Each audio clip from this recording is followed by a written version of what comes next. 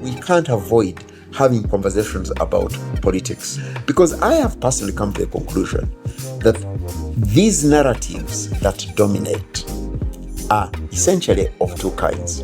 They are both about power.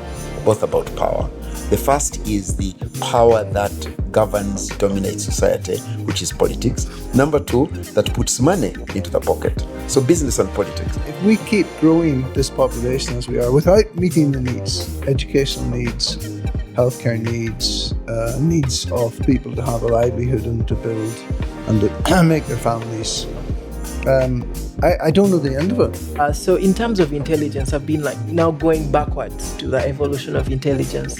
Language was not always there in humanity. There were at points where we were communicating or understanding the world without language. And then when we developed language, we lost most of those other abilities of intelligence.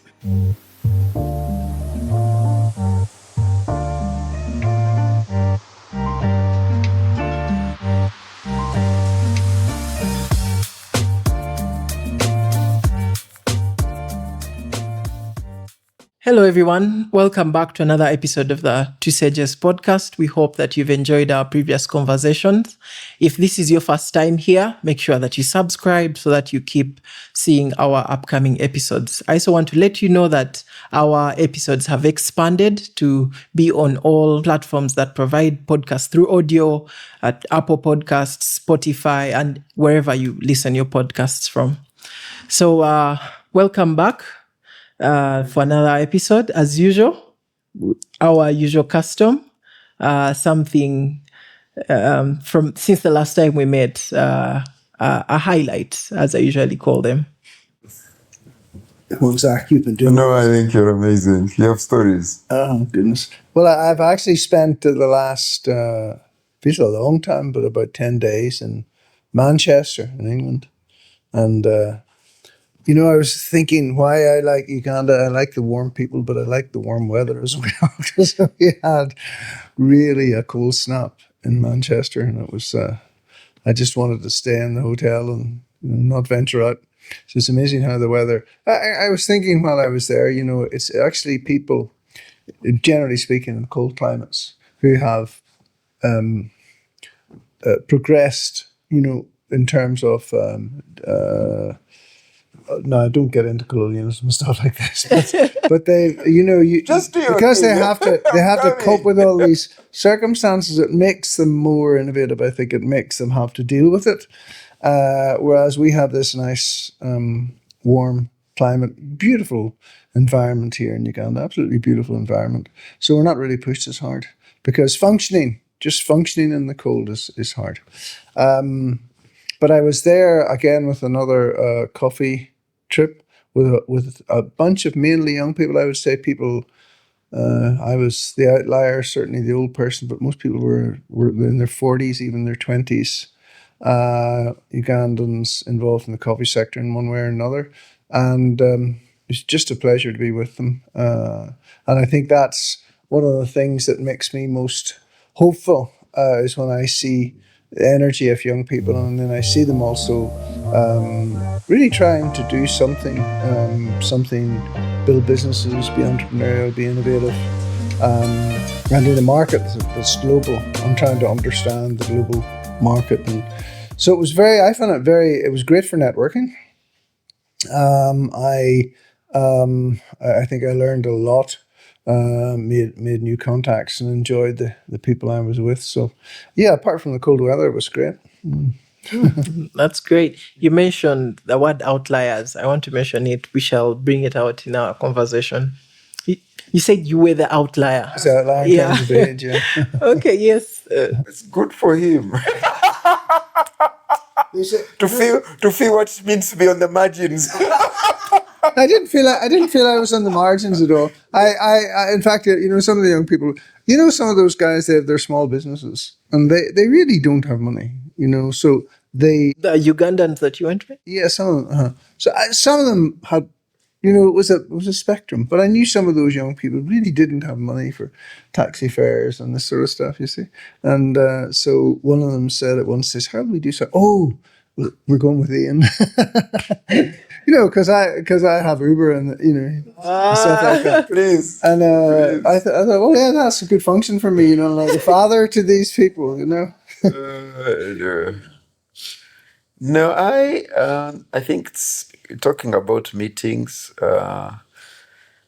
I was in Midrand, near Pretoria, at the headquarters of the Pan-African Parliament, participating in an interesting conference on the resurgence of military coups and militarization of politics. And very topical. yeah, I mean, it's awakening, where Africa is and so on. So that was, anyway, to some degree, very depressing, to get a sense that over the last 6 or so decades, there have been no progress. And then to get a sense that the people in leadership who could change this have vested interest in the continuing state of it was sad anyway, of our situation. However, as Ian says, linking with younger people who are seeking to reimagine the state, Africa, that was exciting. And so that I loved. Again, I think, as I said before, the encounter of a South Africa that is broken, apartheid is as real, and so on and so forth. So, but experiencing that, Pretoria, Johannesburg, yeah, that was one. Another major conference that I was involved in, for which I was one of the leaders. Similar themes around violence and Christianity and so on. So it's been a time when my mind has been challenged. Some sense of lack of progress, the degenerating of various aspects of society, but also the hope for a generation, flickering lights is what I call it, flickering lights of hope.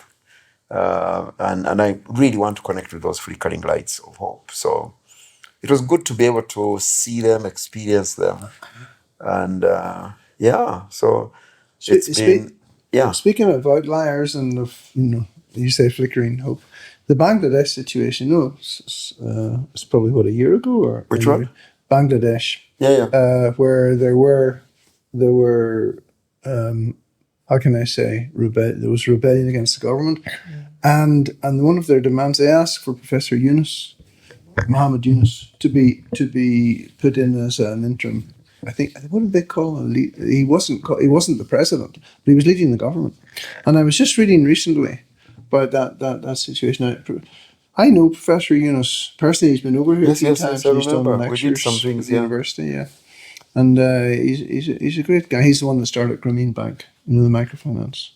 And he, if you track what he has done and what the reforms that have been brought in over this period of time, and now I think they're installing another president, it's been really so constructive. It's been so amazing that things have been. And I thought, now, isn't that a big contrast to the Gen Z? Even the Arab Spring, where you had protests, but then they just led to further repression and dictatorship. And I think, that's one of the things. These kids in Gen Z, they know the issues, and they protest them. But then the response is to clamp down, as I think CNN described it as Tanzania's Tiananmen Square moment. And that clamping down of these kids who have been slain. And it wouldn't it be amazing if when these issues are raised, you could have elders, because elders do have some use as well. Totally. But you could have elders who could come and say, all right, well, let's deal with these issues. And as far as I can see, Muhammad Yunus has actually dealt with a lot of things, even like traffic in Bangladesh. Even to introduce smart traffic systems, to do a lot of common sense things, because really a lot of the problems we suffer from in Uganda, I described the lovely warm weather, the lovely warm people and all that, and yet we suffer from a lot of chaos just because of lack of organisation. Sometimes it's not even about who controls the thing. So, yeah. Well, you speak about the good Professor Yunus. As we've said before, leadership, leadership, leadership. But yeah, one of my arguments at all these meetings is there's been questions around the youth bulge, youthful Africa. And the question has been, does this signal a demographic dividend? Which often has been, you have quite a significant section of the population who are energetic, therefore work, therefore catalyze economic development. And I say, actually, it's a demographic dividend in a different way, because you have now a significant section of the population, a critical mass of disgruntled people who have energy, who are going to push back. And I think that that's the demographic dividend we have now. It's the youthful population that are simply not going to be at peace and at home with status quo that has created what we have. So, and I think we will see that a lot. And I think we will, the comment you make. I think that I agree with you wholeheartedly, Ian, that the absence of the elder's voice, and it's an absence that is both created, it's an absence, but we can talk about it. But yes, there is a resonance in the things that you've said about my experience over the last 3 or so weeks. Yeah. Wow, this is exciting. While both of you were sharing, I was just thinking about how tired you are. But when you're talking about the things you're talking about, you're energetic, and I guess this is what it takes to do exceptional things. Taking an extra mile. My highlight is a little bit theoretical, but the highlight is I got an answer to a question I have been trying to answer since the start of the year. I was in Nairobi for a conference, and I met some friends of mine who have moved there to do their postgraduate studies. My high school desk mate, I met him, and I met a couple of people. It was a health tech event, but the answer came out of nowhere. It was not related to any of those. What was the question? The question is around innovation. It's around my work, because I'm in a space where I should say most of the people that I have looked at pursue innovation have not done it. In at least in the Ugandan landscape, in terms of come up with new ideas, build business around them, and scale them, and then have impact. And I had reached a point where the thing that I'm working on, I was not seeing exactly where to take it. And so I've spent like the last 4-5 months, I'd paused and I was reading and talking to people. I stopped the work. I went to the Kalangala Island for some time. Anyways, the whole thing is I finally arrived at the answer, and I was like, yes, that was the highlight since we last met. But Clearly, you don't want us to reflect on the question and on the answer. Oh yeah. It sounds like you don't want. It's a whole long discussion. It will keep us here. But it's around the innovation world, and I'm going to, from that answer, I'm picking up to an aspect. And part of how I arrived to the answer, I realized that I ended up seeing something invisible. I ended up seeing, because, and it is based on work that some other professor from Harvard's work that I've been studying. Been watching his lectures, and he has this theory that he has been working on for around 2 decades of innovation. The book that was on your table that I borrowed. The one that I never even read, yeah. And he groups innovations into 3 categories: market creating innovation, sustainability, and efficiency innovations. The efficiency ones is where you improve processes to reduce how much you're spending and save some money to do other things. And then sustaining is where you have a company like MTN and you keep putting out new products to maintain the customers that you have. And then market creating, which he says is the game changing in the world is where people create products for the invisible consumers, the non-consumers, and they're the ones that have the biggest effect or the biggest impact. And the examples he gives is like the Model T from Henry Ford, where he made it possible for people who were not buying cars to buy cars, and then Celltel coming to Africa, where there were no phone users, but he saw potential, and then a lot of things. But what I want to talk about today is the herd mentality, I would call it, Herd. or the Herd, HERD. not HEARD. Yes, HERD, Yeah. where we find ourselves or we see parts in times in society where people go down a wrong path for a very long time, and it is justified. Whether it's in business, people over-investing and causing market collapse at some point, or people starting up the same businesses which don't have a lot of margins, but they exist, and because it's what people are seeing, they end up doing that. Or if it's in research, people asking the same questions and studying the same topics. Or and why I mentioned you being an outlier, you mentioning yourself as an outlier, is that from the outliers, the people who are in places where they're not supposed to be, or the people who are doing things that they normally shouldn't be doing, like what Zach has mentioned. If the work he's doing is not what a usual bishop does, but there is something that comes out of that. And what I was thinking about is how I arrived to my answer is I'm exploring knowledge or parts of the world that are not typically where I should be. And that took me to the movie The Matrix, which as a child I watched a lot. So I'm going to read for you a quote from The Matrix, and then we shall He's start. never heard of them. So in The Matrix, there is this guy called Neo who comes up. The world is set up in that there's a system and everyone is being locked up.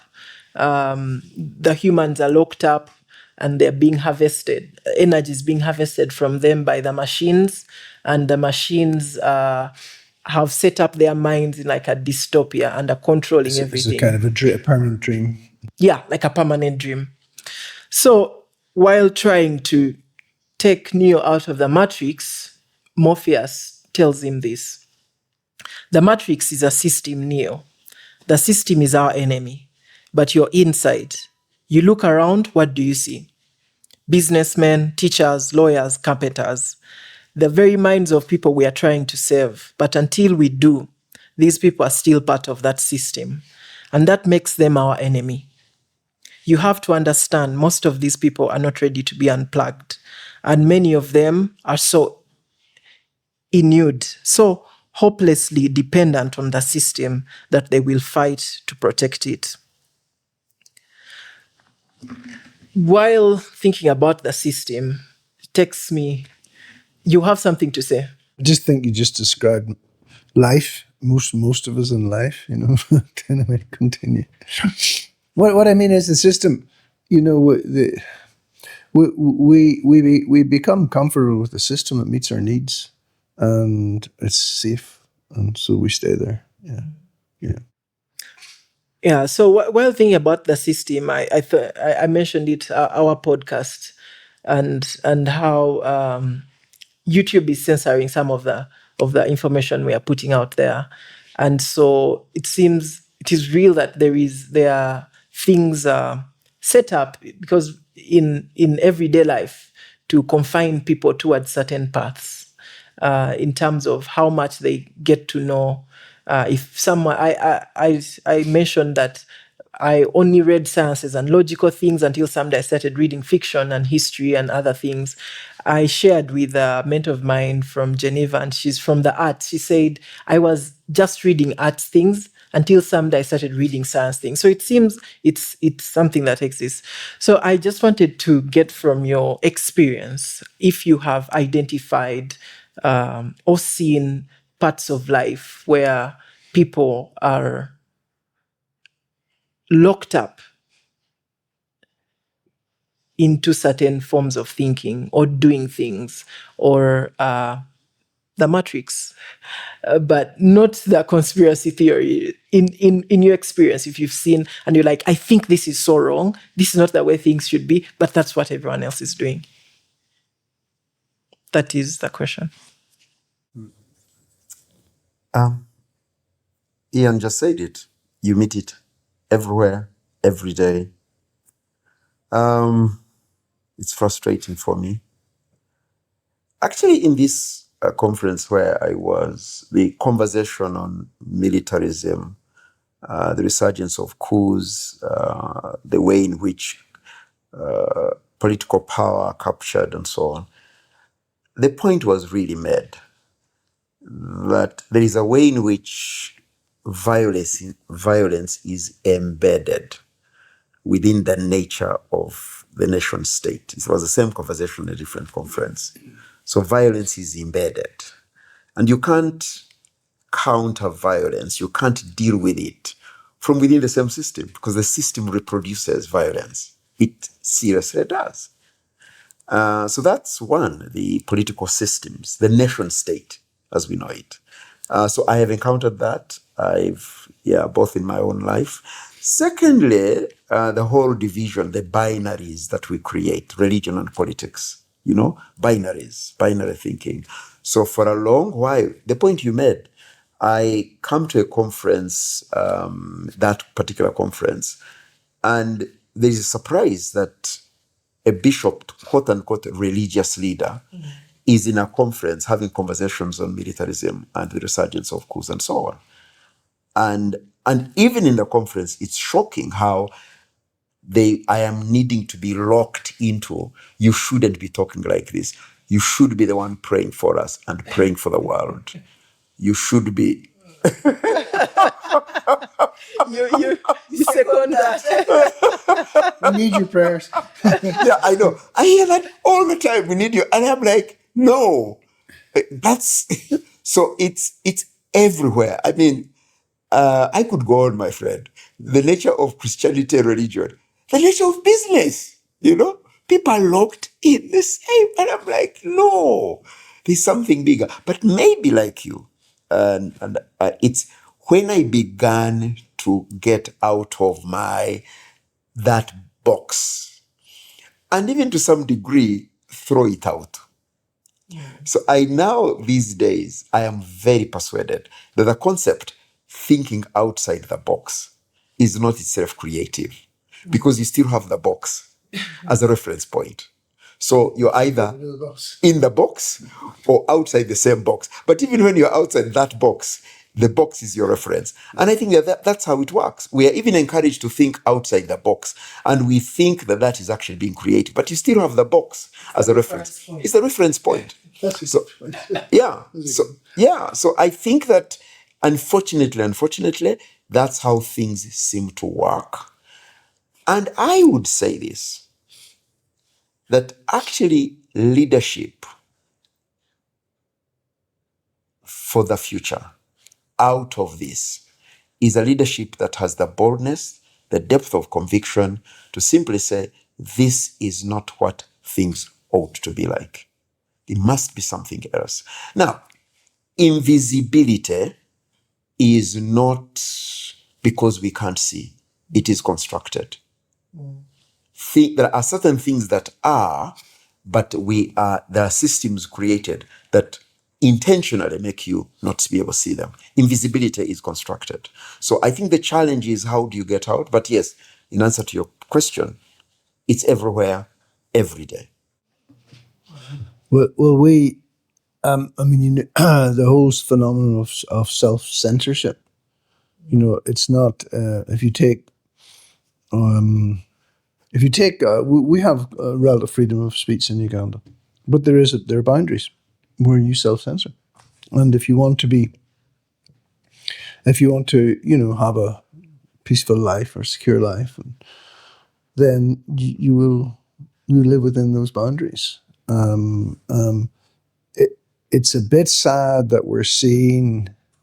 It's not a bit sad. It's very sad that we're seeing where Gen Z came up in Kenya, came up again in Tanzania, made their voice heard, and they've been dealt with by force, by military force, to tamp this thing down.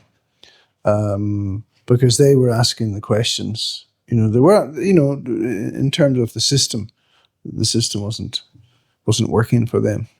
And one of the concerns I would have about Africa at the minute, you mentioned a big bulge of young people that we have, and it's massive.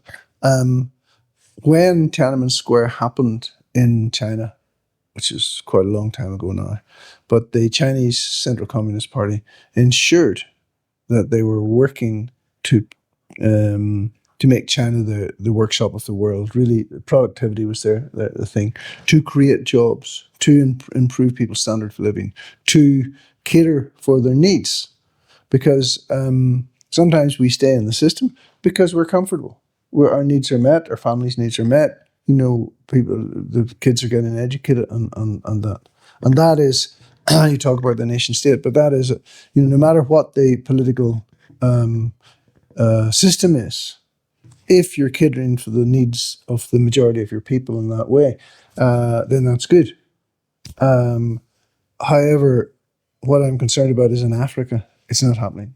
So you're having a greater and greater. Well, if you look at the waves of young people, now, you can say we've got Gen Z, we've unemployed youth, but behind that unemployed youth, there's a bunch of kids that are partially educated. Behind that, there's toddlers. Behind that, there's babies. There's all these waves and waves and waves of human beings coming along.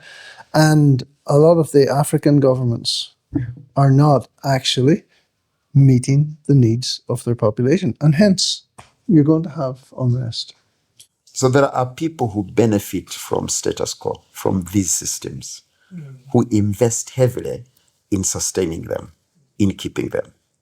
And Ian, you speak about the political class on the continent. They benefit from the, and unfortunately, it's short term, it's myopic, doesn't see far. But that's the nature of the box. You only see within the box. That's the tragedy. So I think for me, the hope is those who don't benefit from these systems. They are the ones who, because they have no vested interest in the sustaining of the system, of the metrics, they will be able to push back. And I think that in history, you always have these waves in which those on the margins, all right, and there's a whole conversation between the margins and the center, because yesterday's margins become today's centers. Today's centers become the margins. And that continually happens. And it seems to me the energy of the future is not in the system. It's actually on the very margins of that system, because they're the ones who are going to push back. So you can say that for any of the, and I think for me, imagining a future Africa, back to Africa, I think the real hope is that you have a significant population who have no, whose interests are not served by the current system. And because they must stay alive, survival is just going to simply push them to do something about it. And I think that that's where really the hope really lies. So these kids that seem to not be pushing back. Now, of course, the challenge is the whole conversation on revolutions, whether in business or religion or whatever. I think that this is the hard discussion that I think needs to happen. Well, I mean, I don't see any simple answer to what we're facing in Africa at the present time. Because if you look at Kenya, you look at Uganda. Well, I'm just even looking at East Africa. Forget about the instability in South Sudan and Sudan, because Sudan obviously is completely at war, and South Sudan's just on the edge of things. But we're talking about what are relatively stable countries: Uganda, Tanzania, and Kenya. I mean, we live in these countries, we do business, but if you continue to have the demographic pressure, I believe, of Gen Z and whatever's beyond Gen Z, and the society not being able to make jobs and make life for them, and then being trapped in Africa as well, in the sense that they can't then move out because you're getting hardline policies now from all governments, whether it's Britain or America, in terms of immigration. So that's a boiling pot. It has to boil over. It has to go somewhere. Yeah. And far-sighted leadership, instead of paying lip service and trying to buy off a few people here and there, would say, no, all our energies must go into creating jobs and creating livelihoods for our people and educating our people, and but instead of catering for an elite, and then you try and when there's a unrest, you try and hit that on the head, but it'll become, what's that thing where that it keeps popping up somewhere else? It'll keep popping up. So I think part of the conversation, Ian, for me, is even interrogating just what you described as stability. Stability for who? Because those notions of stability, there is a stability that works for a particular class. Yeah. And for those who are absolutely outside the beneficial system, the benefits of this system, it's not stable. But do you realize that you and I and David, we are in that elite class for which the system works for us? Actually, confession be made, yeah. I made a decision not to be in that group. But just, no, I'm describing it just by virtue of the fact that we can put food on the table, that we can, send our kids or our grandkids to school and stuff like that. It's not that we're trying to be part of the elite, but the system is still working for us. But it's not working for the people who have no jobs in the slums. I wouldn't say that it works for me because of and I think that's where the conversation you were arguing earlier on, mindset, where our mind is, where the world of our mind really lies. I mean, you know that, Ian, that certainly the system, in terms of... I'm just pointing out the economics of it. Oh, all right. The economics of it, we can still make it work, okay? And as I said, it's nice climate, nice people and stuff like that. But when you get into the markets and into Namongo slums and into the rural areas, it's very soon not going to be working at all because of the degree of poverty and the lack of any way out of poverty. We're just there's too many young people that you talk about far-sighted government, but instead of putting energies into militarism, which puts the lid on it for a while, there need to be such aggressive steps taken to deal with the needs of this young population, meet the needs of this young population. You're part of it. What do you say? Yes, there is. I said there is need for people to,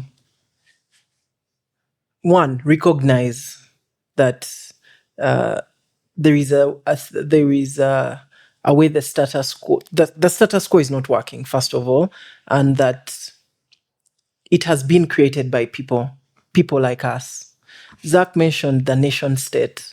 I had, during lunchtime, I have these conversations with someone at work. I'll not mention his name, but he's white. So he started an argument where he was saying colonialism shouldn't have ended. He was saying the way it ended was bad. But what do you mean by that? But the conversation ended up at the point of leaving the nation state as the alternative is not the best thing. And while Zach mentioned that, I reflected on how we have all agreed that the nation state is the best way to organize ourselves as human beings. That there's USA, there's Uganda, and you need visas, and there are all these people. And think about it, the nation state is not, I think it's about 300 years, the structure of the nation state. It's not the oldest thing ever. So from my standpoint, it's for us to realize these things. And when you realize them, you have, I think, take the step to define it for yourself. And take steps around that. But, for example, talking when you mentioned the nation state, I went back to my teenage years where I decided that I'm not going to be defined by being a Ugandan. So me spending all my money to go to another country was really rebelling against being a Ugandan. And also, you mentioned that thinking out of the box, but that thinking has to be based on knowledge. So if all your knowledge is based from a certain subject, then really, how much thinking out of the box can you do? So I think like those are things I would say, and I want us to take the conversation towards how to get out of this box. What should the young people do to go against this status quo? So I think that the box, as you already heard me say, thinking outside that box is itself not innovation. It's not the solution, yeah. Because it's the same box shaping how you think outside of it. I think it's to be able to acknowledge that each society, each individual have a story, their own story. What's the process by which we renounce living by the story given to us by the outsider, a story that ignores my own? How is it possible to reimagine how we live within taking advantage, taking seriously our own stories? So when I talk about not thinking neither inside the box nor outside that box, it's first of all the process of discovering my own story. So the first thing is, I think we've got to dig deeper into who we are as societies where we have come from, and do the most we can not to determine how we tell our own story by this external pressure. So just to illustrate, I think that us as Africans, there's ways in which societies have functioned, businesses have worked. So I would like to say the first step is renouncing these stories, is making a choice to say, I will no longer live by this. Now, that's, of course, a privilege of not just, by the way, the affluent. It's just a mind. It's a choice that you make. And I can illustrate this for people who choose to live differently in the quote-unquote poor. It's the definition of poverty, for example, how the poor are defined. Traditionally, it's access to water, it's access to medical care, and that access to water, medical care is a particular system of access to water, access to medical care that has been given to us. How do we reimagine these things? My argument is, let's start with our own stories. Let's dig deeper into what has formed us, both acknowledging the external box in which we've been forced to live, but is it possible in attempting to renounce? And it is a process, it is a journey.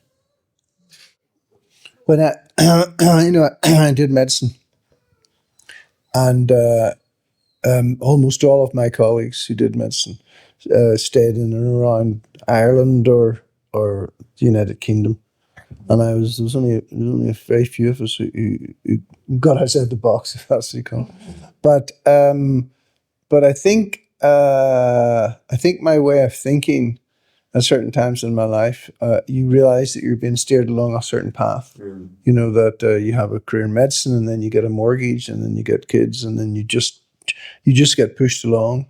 And I think at some point I decided I didn't. I was going to do my own thing, and then I realized that, and so which meant coming to Uganda. But then I realized after that I had to keep making those decisions, and that's why I talk about seasons of your life and stuff like that.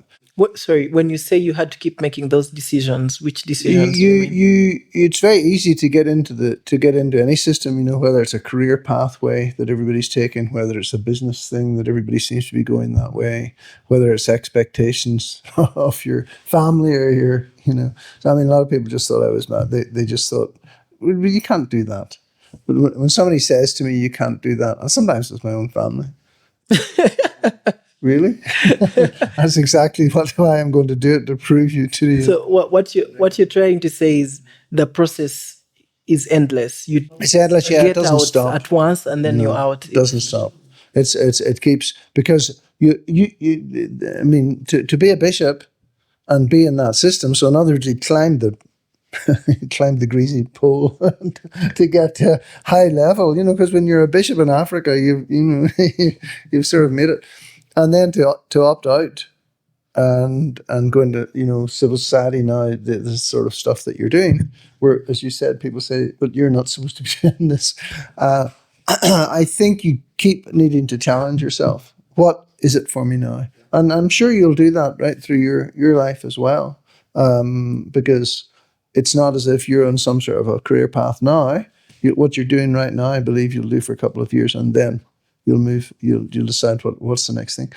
So I think if we, all of us, in the light of the context that we're in. So for me, I think this whole idea, I see it as a doctor, I see it in demography, and I see it in terms of need in healthcare and education, or the lack of. If we keep growing this population as we are without meeting the needs, educational needs, healthcare needs, needs of people to have a livelihood and to build and to make their families, I don't know the end of it. You know, to me, the end of it is just, so I need to then keep, at least for me, saying, well, what can I do that can focus my energies on doing my bit to help this thing, you know, to give people opportunity. And I don't know how long that'll go on for, because I also thought that, you know, now that I'm in my 70s, well, no, I'd like to now coast in, you know, coast to the finish line. But then I realized that, no, actually, you know, there are still things that you have to, you make decisions about, and sometimes when you make those changes, they're not easy, you know. But that's, you know, not just being swept along by the system.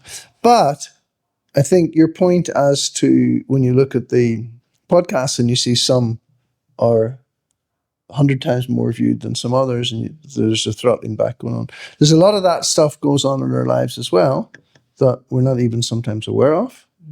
And then the other thing is, we all have biases. So our biases will... Oh, sorry. I just want to help our viewers know what you meant about by the viewership. If you look at our YouTube channel, you'll see that some videos get over 1,000 views and some get less than 500. And what he's saying is that's what the algorithm is doing. So if you're looking at YouTube, you're seeing what the algorithm wants you to see. And we don't know why it doesn't want you to see certain things. But this is a big worry for me. Let me say no, a concern, because I think I may well be dead before it really happens. But the effect of artificial intelligence and of big data and algorithms and of the control on our lives and our thinking and all that, it's just happening so rapidly, present time, and serving the interest of a mega rich elite. You know, so look, the other thing I was thinking about was how rapidly people whom I would have said were good people have moved their position because of Donald Trump. And I think Donald Trump is motivated by his ego, and, you know, there's various simple things. I've read books. His sister is, I think, a psychologist, and she's not his sister, his niece. And I've read some of the things about Trump, and his view of life has actually served him very, very well. Ian, you know, what you're doing to us What am I doing? is you're going to make it difficult for this season to be Watched. YouTube is Please going. just proceed. Lucky for us. I'm just needing to say that so that Lucky for us, I found a solution. you get my point though. Yeah. But I do want to make a point about this. So this guy, where his life, when he did Apprentice, a lot of things that he's done at the right time, the right place, and he's been fabulously successful. But I wouldn't say he's a good man. If I look at various American leaders, he's done some good things, but what has really surprised me is how quickly other people like J.D. Vance and so on have changed their views and just gone along with Donald Trump, and I'm kind of like, wow, as human beings, you talk about being part of the system.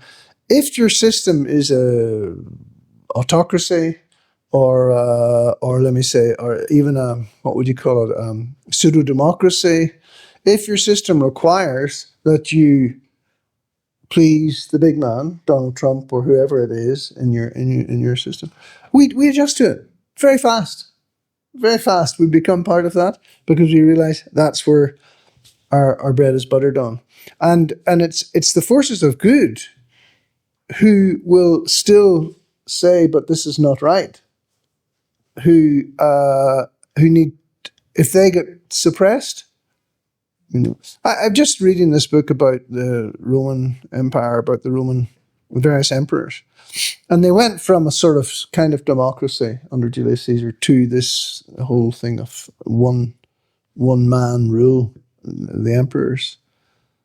And if you read some of the speeches people made, pandering to the emperor, praising the emperor, this is just human nature. This was happening 2,000 years ago, and it's happening today. It's happening in America. It's happening in Africa.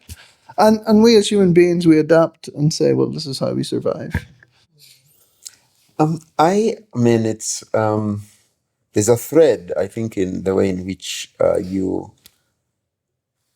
speak about making the choice, and Ian tells us his own story of the choices he makes along, and that those choices must be made literally on an everyday basis, in which you choose to say, no, what is not what ought to be. And we are constantly seeking for that, which works for the common good, for the good of others, and so on.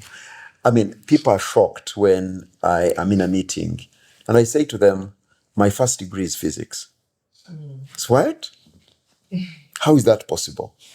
So I think this idea of defying systems needs to be a character of how we live if we are going to be part of that future that works for others, defying the system. So the point you make about yourself, you defy, you simply make a choice. Yes, I'm trained as a doctor, but that's not the last word on my life. So yes, I did physics. Yes, I was doing a master's in physics when I quit and went into theology. And it's like, all right, I realize you can't actually be a good theologian if you don't understand politics, because theology is deeply political. Have you noticed we can't avoid having conversations about politics, whether it's Donald Trump, because I have personally come to the conclusion that these narratives that dominate are essentially of two kinds. They are both about power. The first is the power that governs, dominates society, which is politics. Number two, that puts money into the pocket. So business and politics. And I think that's where we need to look and watch. Are we part of a political system? And I'm not talking about political system simply in terms of democracy, whatever. I'm speaking about that system of thought, those narratives that dominate, dominate us. And I think the question you raise, how then do we get out of simply being locked into these systems into which we were born? Okay, I was born into this Western education system that says you're doing physics. I was on a path to be a lecturer at Makerere University. I was in a staff development program, and people who looked around me, you have a great future. as a professor of physics. And I'm like, actually, I think about my own life, and I don't think I can make a good professor of physics. That's not my field. But the physics was an essential part of my own story. I don't deny that, but it propels me to the next step, which was getting into philosophy, which was getting into systematic thinking. I then get into it, systematic thinking. My degree in theology was systematic theology. And I then literally get disgruntled by it. I realize that this way of learning the world that systematizes, it is essentially learning the systems that have been created by other people, systems of thought, systems of thought. And to be able to say, no, actually, that is how that frustration led me to wanting to study history. So I decided if I was going to do doctoral studies, I would have to study history. So I think the other thing we must be learn to listen to is our bodies, our resistance within us. This is not working. This is not good. And I think that those internal, what would you call them? That internal resistance. This is not working. Why should I stay with it? And I think constantly, I mean, somebody said to me many, many years ago, the language, the 7 last words of a dying organization, of a dying vision, this has never happened here before. Anyone who says that, this has never happened here before. The 7 last words of a dying country, a dying system, a dying organization, a dying individual is to be stuck. And I think what Ian says, listen to yourself and say, no. Adopt a life of defiance of systems that dominate. And I think to interrogate the patterns of power that these systems, and this whole thing about domination, you must go this way. Businesses, and I think back to the nation state, I think what's actually happening, David, is that business is showing how irrelevant the nation state is. The biggest businesses today are not within borders, national borders. They are not about your passport. They are not about. So the business is changing the nature and the value of the nation state. These mega rich men, I mean, my own view, they are part of the biggest problem of our world now.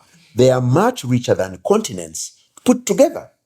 So it's not locked up in a nation state. So all I'm simply saying is the nation state is not working. When COVID hits, what does it do? It shakes the nation state system.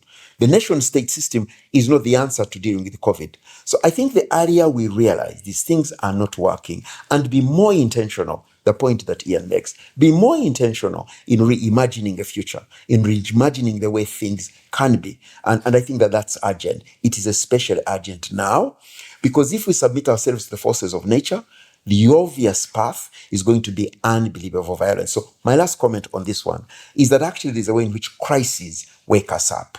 They shake us. They shake you. So the rebellions of the younger generation are honestly good for Africa. They are shaking us to be able to realize this thing is not working. So crises are an essential process. Unfortunately, when we choose not to see, when we choose not to hear, either our own intuitions, or that which is around us, what Ian says.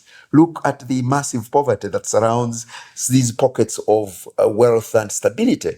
If we choose not to, definitely crisis is going to hit. Definitely. As day follows night.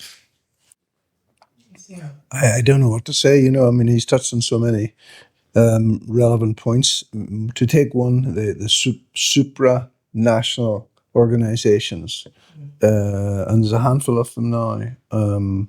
NVIDIA, I think it's now the most wealthy company in the world. I think it's something like 5 trillion. It's. Which one is that? If they make the chips, they make the chips for the. Yeah. Jensen Wang. incredible guy, incredible character. This guy built the company from absolutely nothing, and the same CEO has been built it up in 30 years to the most valuable company in the world. Companies such as that, and Elon Musk always seems to pop up, because he took what was essentially I suppose a vanity project when he bought Twitter, and now he's got X AI, and I think that it's 500 billion or something is the last valuation that they're doing for it.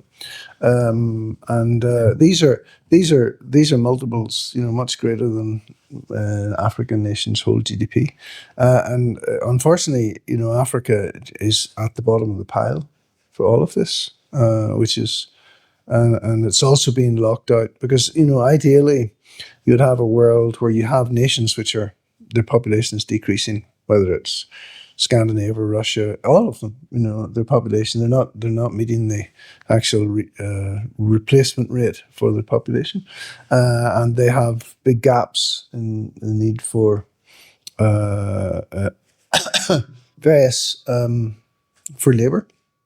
There's labour shortages, but at the same time, the whole feeling of the world is now against movement. If you're in Africa, stay there. If you're in America, I mean, it's incredible what Donald Trump is doing in terms of Indians, bright Indians, to keep them in India. I'm like, wow, this is amazing. This sort of stuff has never happened before. To charge them the visas like $100,000 for a visa, so that they'll say, well, it'll be good for India in the long run because they'll develop the people will stay and develop, use the innovation there. But I don't know. I just don't know the end. When you're looking at the amounts of the data centers that are needed, the energy that's needed for this, it's like AI is sucking up the resources of the world, and what it's going to produce. In terms of agentic AI and a couple of other things, if they all come together, human race is finished. There's no way. The human race. You can't have an intelligence that's thousands and thousands of times our intelligence, and then think that we're not just going to be the pets. Like my dog there. Well, actually, This is what Yuval Noah says. I wanted to make a comment on AI there. I'm part of a research group at MIT, and one of the answers I got was regarding my AI work. In 2018, I decided to start my AI journey when no one else was doing it. And I was like, what do you guys, don't you see? So right now, I've been looking at where AI is going. Most of the AI researchers are going to large language models. My work was in computer vision, but the brain, the Broca's area of the brain, is the one in charge of language. And it seems like all AI is just looking at that. My hope is that the brain has more intelligence than language. And so my new trajectory for AI with the guys at MIT is to explore intelligence beyond language. But before I go to the next thing that I wanted us to, do you want to comment on that? I would actually, because for me, again, history is a great. I've come to love history because every new technological revolution, there are a number of responses. One of them is fear, the end of being human. That has essentially happened each major.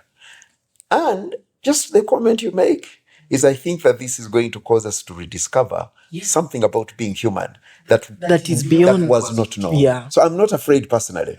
I think that humanity will be able, because these are all processes that have been, as a result of human ingenuity. I think that human ingenuity is going to rise above. I think there is going to be troughs and so on. It will certainly not happen in my lifetime. So, David, Jolly, man, go for it. But I think Ian's concerns are real, especially for Africa. I do understand them. We are not the ones building these things, and they're redefining work, they're redefining resources. But going back to history, the concern that it was Larry Brin who raised it, and the concern is you have large language models, you have agentic. Larry Brin, one of the founders of Google. Yeah. Is that right? Is he Larry Brin? Yeah. Mm-hmm. Larry. Yeah. So you have agentic. Page, yes. Sergey Brin and Larry Page. I'm not sure which one it was. I think it was Sergey Brin. So you have agentic at the present time. You have got large language models, and then you've got we're developing the ability for AI to just carry out tasks and so on. Now his concern was that we get to a certain level that all these various different parts of AI will start talking to each other. In the sense of they'll have another language of communication, which we won't understand. We'll have no clue at that point. In the movie The Matrix. We'll have no. But I want to the next thing that I want to go to, but before, let me mention what you mentioned, history. So in terms of intelligence, I've been like now going backwards to the evolution of intelligence. Language was not always there in humanity. There were at points where we were communicating or understanding the world without language. And then when we developed language, we lost most of those other abilities of intelligence. But if you look at the geniuses, they keep saying that my ideas come differently. For example, Einstein, he was like, if I could only think in words, I would not go so far. I think in colors and sounds. Who's that? Einstein. And like there is those forms of intelligence which language buried. So I think, David, what is happening is language always is, but it's the forms of language. It's a redefinition of language constantly with every new era. So because beauty, colors, that's a form of language. So I think that I'm agreeing with you, but I'm simply saying that it's still language. It's still language. It is still language, but it's different But it's not forms. words. It's not. Thank you very much. Not words. Still language, but not words. words. And actually, one of the curses of modernity is words. Oh, because if there's no word, a word for something, then you can't define One it. of the You can't curses of think about modernity. it. And it's been, forgive me, Ian, it's one of the things I've been arguing about Christianity today as it exists. It's dependent on words. Words. And we don't appreciate color. We don't appreciate dance with drama. African societies didn't need to do too many words. What did we do? Music, dance, drama, art, all those were forms of communication that are actually indigenous to us. You know, that's how come we could relate to the world in the ways in which we did. So I think that every era will produce different ways, forms of communicating, because we are beings that communicate, that interact, that have this ability to. So if AI begins to talk to each other the way they do, there is something about us that will be discovered supersedes what AI can do. I believe that personally, and I think there will be these cycles. Will Africa survive? Now, it's a conversation that you and I have had before, I think. That first of all, Africa as is a creature of the imagination of empire. It's beginning with the Ottoman. I was reading about this the other day. The Ottoman Empire, the Roman Empire, Ottoman Empire. What's the other one? Empires that created Africa. The Persians? Yes, the Persians and so on. So I think that it's an opportunity to reimagine Africa itself. You talk about populations if you look at France, Paris, and I haven't checked the statistics, but please do. Paris is one of the most diverse cities in the world. And a significant proportion of Paris would be people who would have originated from the continent. I think the world is going to be redefined. I think that, can you stop immigration? Can you stop the movement of peoples? No, you cannot. The nation state will try, but you can't, because it's the nature of history of the world. So I think it's going to be a redefinition of Africa. This Africa that exists, nation state as it is, please, may it die as soon. That's my view. May it die as soon. Because it's a danger to us. The people killing us are our own brothers who, because they control this power. So the earlier this dies, the better for a new Africa to emerge. I now see why YouTube is censoring our podcast. But No one wants to hear this stuff. No. But I get it. I totally buy this. Maybe this censoring is going to cause David Jolly to ask, hey, Because how now will I say what I want to say? Because now I've been I've been pushing the podcast passively, but now I'm changing the strategy. Because why? Why is there censorship? But I want to go to our last question so that we wrap up. But before we do that, I just want to make a mention of words. Words are powerful. Even if but they're powerful because it is words that enabled us to write, to do things like science, put people on the moon, and books. And I think one of the ways of throwing away the books is through reading books out of but not just probably studying, meeting people, and going to places where you're not supposed to be as your designated profession. But my last question, I want to go to what you mentioned, and it is a plea to us who the system is working for. Us who can go to medical school and then get out. Okay, not working so much for us because there's no meaningful work, but us who can get some form of work and think and read a book and buy an iPhone and buy internet, we have some sort of privilege. I would think that the onus is on us to break the system because we have some extra leeway. We don't have to bow down to it. And I wanted to get your comments on that. Like, what would you say to us who have been born by you, to us who, who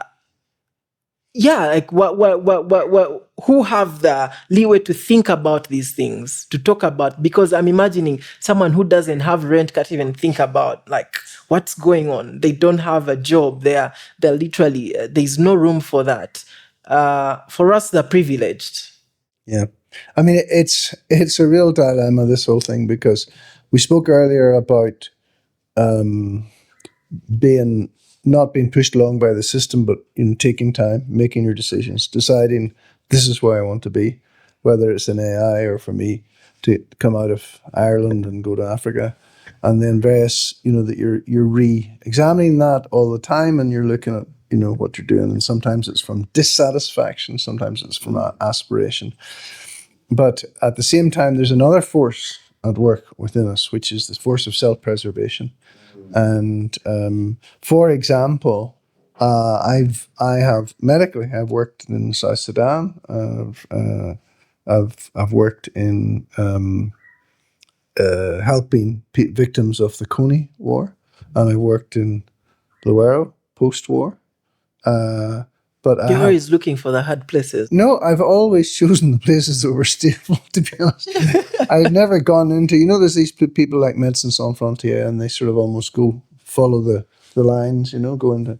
So if you take people who've gone into Gaza, how many people have lost their lives? So you take doctors in it. And so there's always this tension between, I want to stay alive, and I want to do good.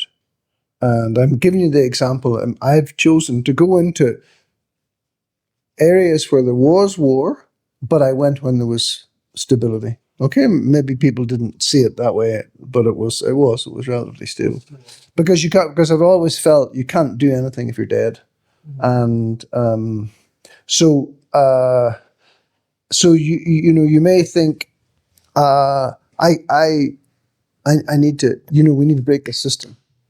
And yet you're also you've also got your instincts of self-preservation, and I think those things are always held in balance. And unfortunately, sadly, when you get riots break out and so on, it's often innocent people. The video I saw on CNN of a girl who died shot in the riots in Arusha, I think it was. I mean, she had kids. She was obviously not a looter or a rioter. She was just there, and she caught a bullet.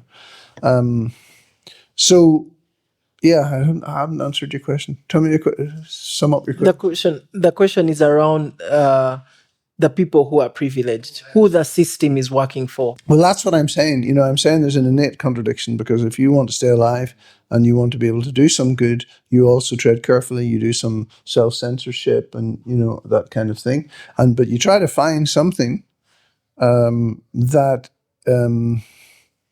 that you can have impact on. And I think we all do that. I think that there are, humanity is a complex, is a mystery. Ian, you, and it was very helpful the way you spoke about the drivers, the three. One is aspiration, and the second was dissatisfaction, a sense of uneasiness, restlessness. So aspiration. Thirdly, self-preservation. And I actually, as I look at history of communities, of societies, of nations, sometimes those primarily driven by aspiration and ignore self-preservation.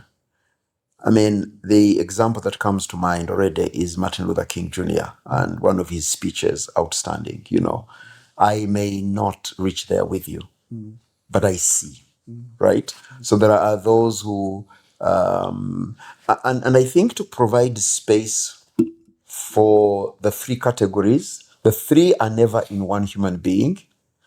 I think there is in each one of us that which dominates. Either it's this sense of an ease that pushes us primarily, or aspiration primarily, or self-preservation. And I think that you'll find the combination of those within us. But I was going to say that for us who have benefited from this system, if we don't come to the side of those who break it, it will break us. Whether we like it or not, it will break us. Now, by us, it may not be myself in my time, but there will be the us, the people that are called us, who perpetuate it, for whom it will break.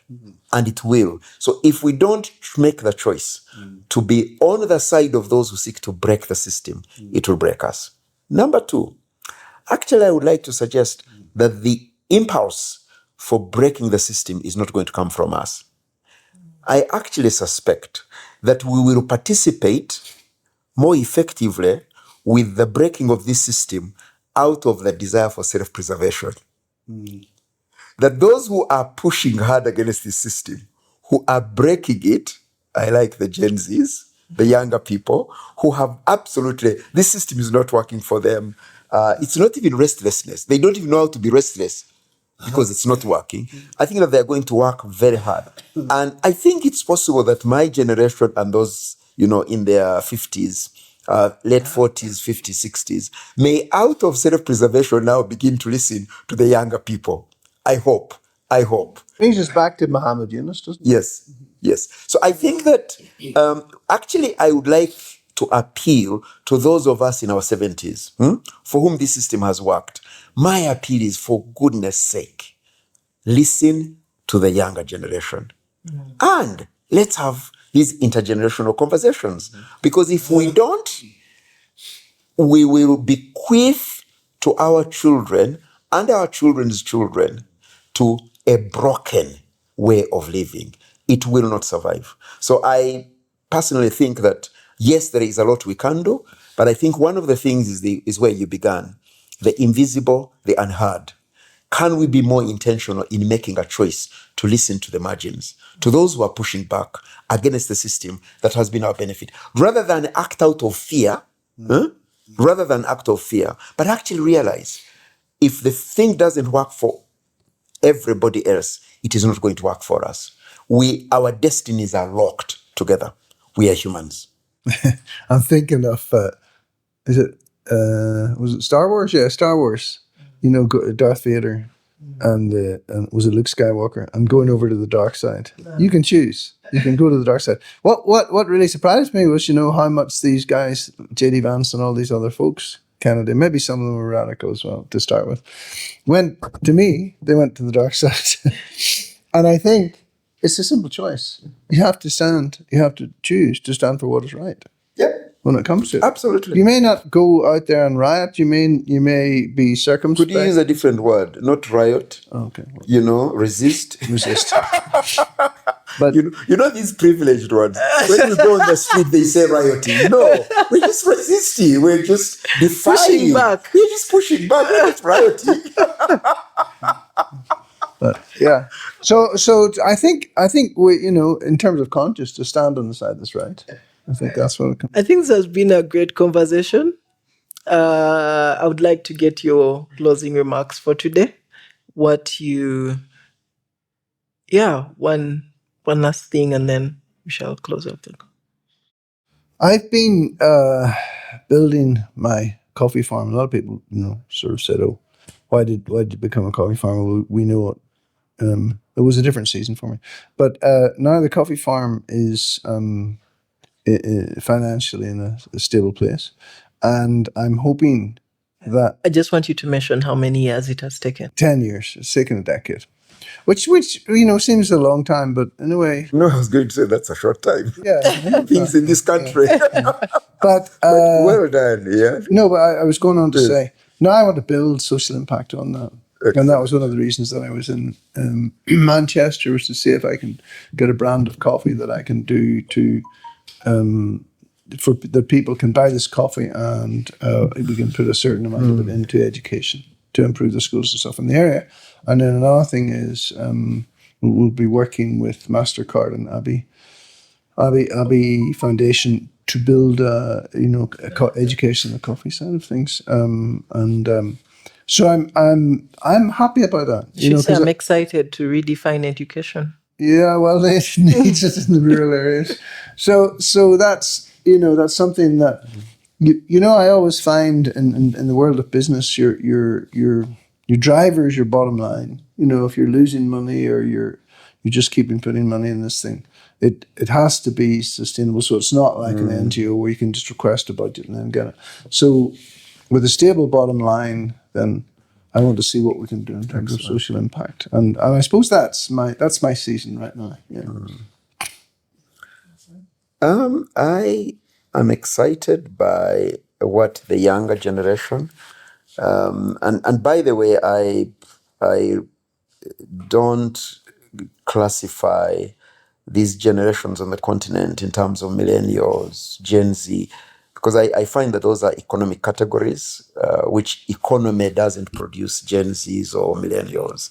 I think that those are also labeling that is imposed on us. And I think we need to find, David, I think you need to find a different way of naming what your generation is. Find ways of naming these experiences. So I like to just stick with younger people who are left out, people who have been excluded. I actually want to stay connected with them. And for the whatever time I'll have left, I really hope I stay connected with that energy of the future, because I believe they are the energy of the future. And there's another category of people who are, I think, especially significant for me. It's younger women. And I think that younger, absolutely, but I think women have a way in which they will reshape what's going to happen in the future in ways that that energy. So yes, that's what I want. I want to listen better. I want to hopefully I can associate, I can respond, I can be, because they are reimagining the future. They are reimagining Africa. They are reimagining. David, the more you create together as a generation, I think the better. And I think, please bring us on board as the older. I think that there is value. This experience is not useless, is not wasted. I mean, people like Ian, what the story they tell, those stories, there's a sense in which humans, we are the same whenever the time. So there's a lot we can learn from people who are living histories. And I think that that's the second thing for me, is how being an older man contributes. I totally believe that one of the things that has destroyed societies here is the death of eldership. There are too many old people, but they are not elders. They are not really making the most out of this, the wisdom of experience. And I think, again, I really want to be one of those who, not to say that I have something that nobody knows, but put the experience to work. I should not behave as though I've not lived long, and therefore not compete. I mean, I get distressed to see older men and older women competing for positions with younger people. And I'm like, please, your time is gone. So I really want to be one of those older people who hopefully are wiser and can be an elder in society. Thank you. A sage. Age. Wow, this has been a great conversation, and I like that you mentioned getting in touch with younger people. One of the strategies, we are now in the second 6 months of this podcast, so we shall be having an opportunity for younger people to come and listen in live and comment. That's an arrangement I'm going to make. And if you're watching, you can comment or send us an email if you're interested in being part of that.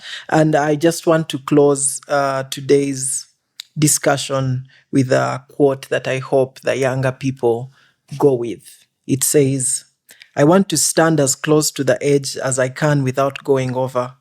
Out on the edge, you see all kinds of things you can't see from the center." What Ian said, it's a balance between surviving and going out there. But I hope that we want to be at the edge, because if you want to be there, then you will see all kinds of things that you can't see from the center. And lastly, an African proverb. Excellent. That's right. An African proverb that says, to get lost is to learn the way. So I hope that you get out there and get lost. See you next time.